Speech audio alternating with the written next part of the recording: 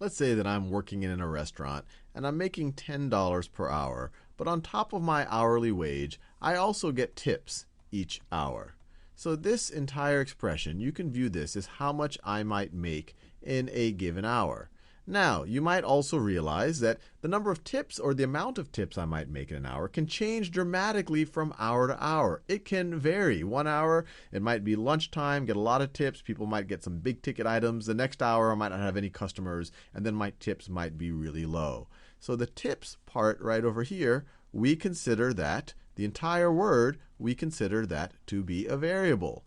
From scenario to scenario, it can change. So for example, in one scenario, maybe it's lunchtime, I'm getting really big tips. So tips is equal to, let's say it's equal to $30. And so the total amount I might make in that hour is going to, we can go back to this expression right over here. It's going to be 10 plus, instead of writing tips here, I'll write 30 because that's what my tips are in that hour. And so that is going to be equal to, it's going to be equal to 40. Let me do that. Let me do it in that yellow color. It's going to be equal to $40. But let's say right after that, the restaurant slows down. We're out of the lunch hour for whatever reason. Maybe the restaurant next door has a big sale or something. And so the next hour, my tips go down dramatically. My tips go down to $5 for that hour. Now I go back to this expression. The total I make is my hourly wage plus the $5 in tips, plus the $5 in tips, which is equal to $15. As you see, this entire expression, the 10 plus tips, it changed depending on what the value of the variable tips is.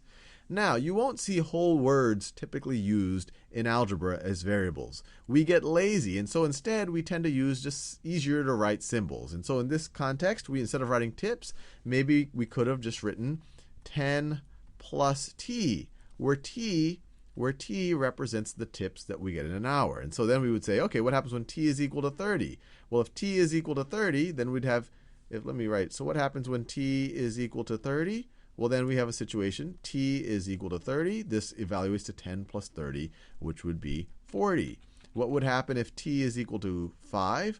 Well, then this would evaluate to 10 plus 5, which is equal to 15.